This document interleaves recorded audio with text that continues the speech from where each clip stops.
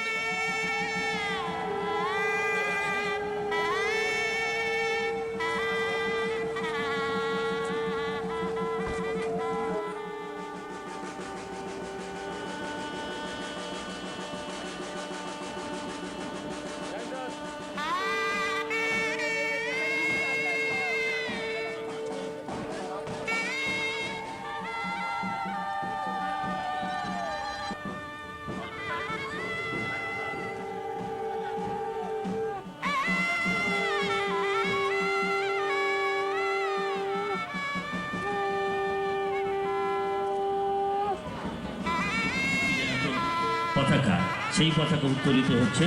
এবং আপনারা সকলে একটু করতালি ধ্বনিতে আপনার হাত আছে খালি আপনারা আমাদের কৃষ্ণ করি যত জোরে পারে তত জোরে হাততালি পুষ্প কৃষ্ণতে এবং ডাক্তার বি.আর. আম্বেদকর অমৃত মঞ্চ তার শুভ উদ্বোধন হবে।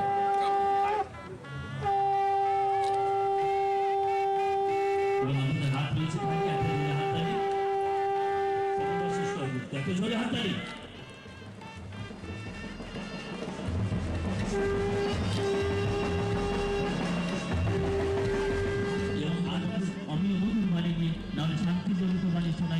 ব্যক্ত পরিহার এ বেলুন উড়ে গেল আকাশে চলে হাততালি সবাই মিলে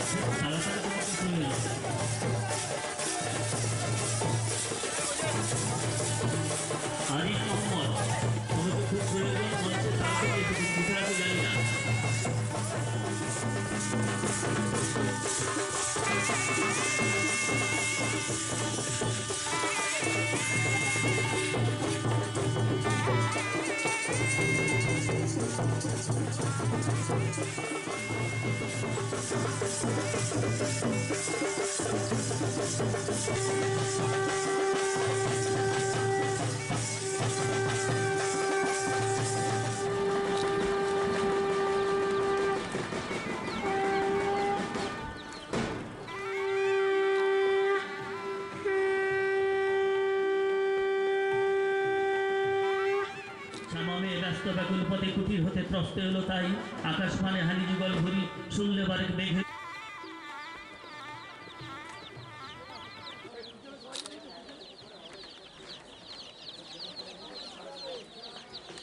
সুন্দরী পাতার জন্য সুন্দরবন জগৎ বিখ্যাত সেখান থেকে পাতা আনা হয়েছে একটা হাততালি সবাই মিলে जाने जाते हैं नजदीक में है सुंदरबन सुंदरी गाछ के लिए पाता के लिए वर्ल्ड फेमस ये सुंदरबन से सुंदरी पातार मुकुट करिए আমরা শ্রদ্ধা জ্ঞাপন করলাম आज हमारे चीफ गेस्ट प्रोफेसर जी ने सुंदरबन का सुंदरी गाछ है फॉर्मर वीसी बीएचयू वाराणसी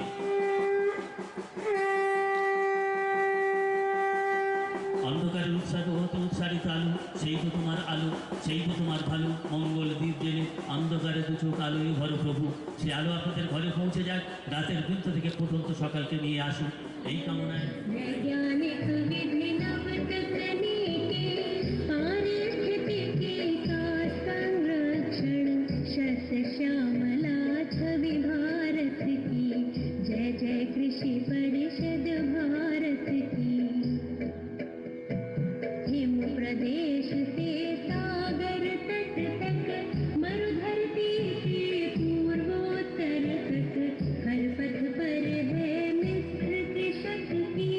शिक्षा शोध प्रसार सकल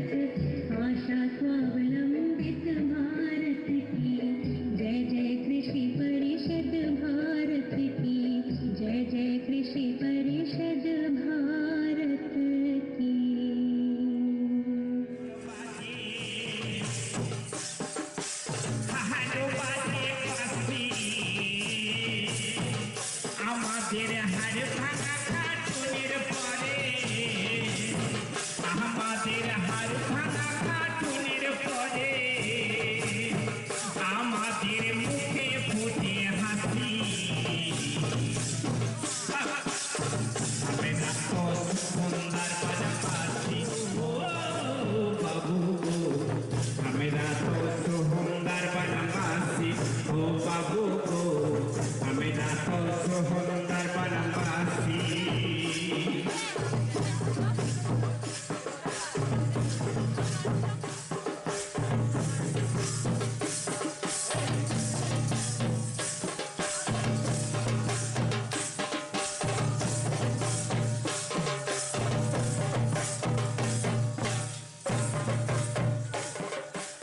farmers day observation national farmers day.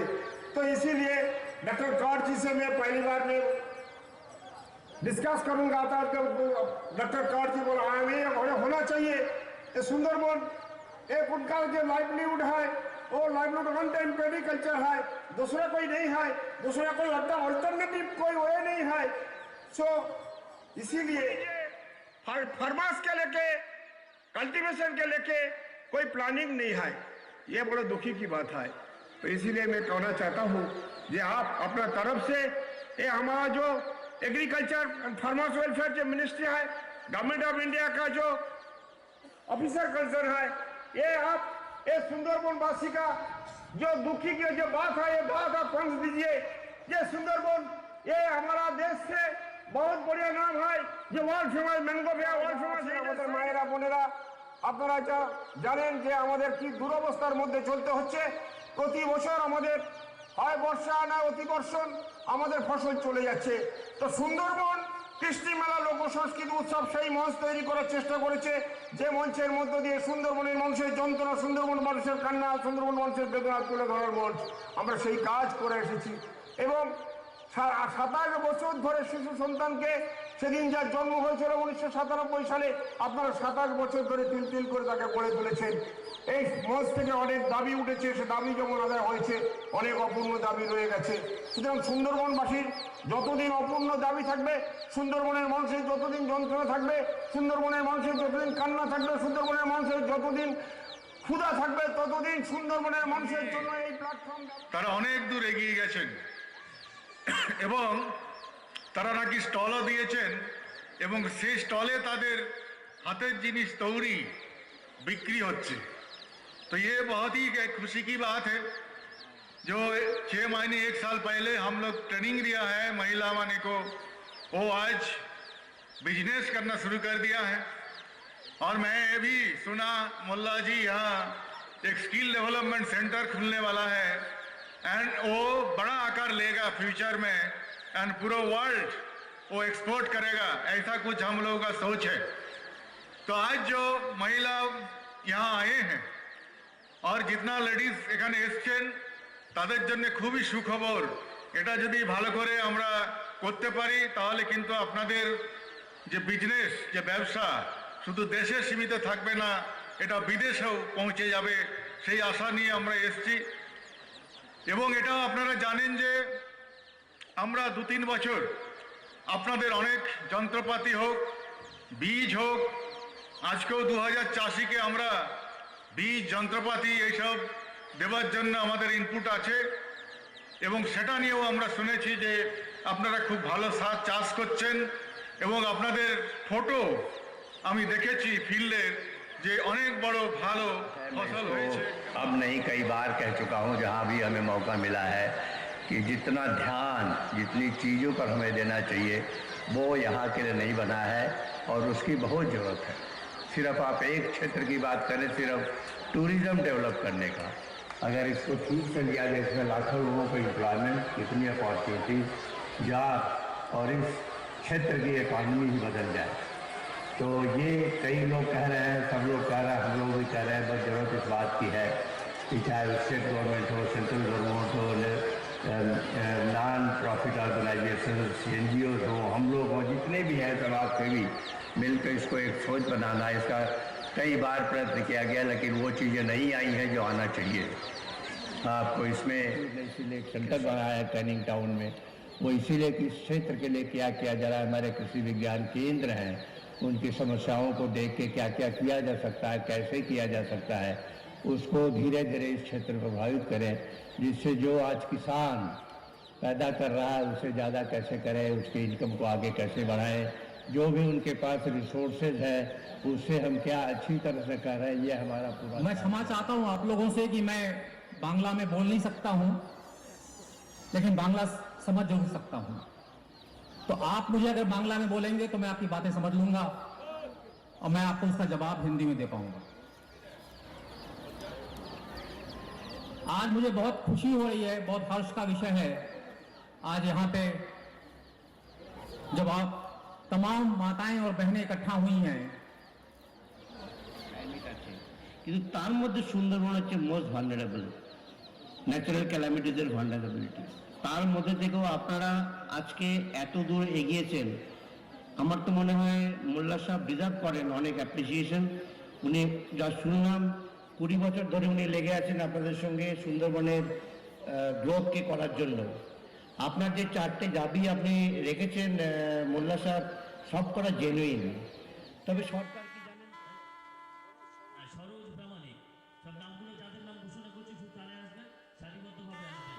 বাচ্চা রিনা মিতা অন্তরে সরকার আসো, হাবিবের বলে দিয়েছি দিনা সাল, আমার chief guest professor Punjab Singh এই উপহার তুলে দিচ্ছেন। হাততালি কই, যত জোরে দেহ দেহ প্রতিনাচন, হাততালি আর হাসি আমরা বড্ড ভালোবাসি। জোরে দিন না ভাই বোন, প্রথম মাসি মাসি আর সত্য জলে দুনিয়া করে তার ফিরে হয় সেটা কিন্তু সুখে। মাঠে মাঠে কাঠের বেলা সকাল হতে সন্ধে আমরা চাষ করি আনন্দে, মাঠে মাঠে কাঠের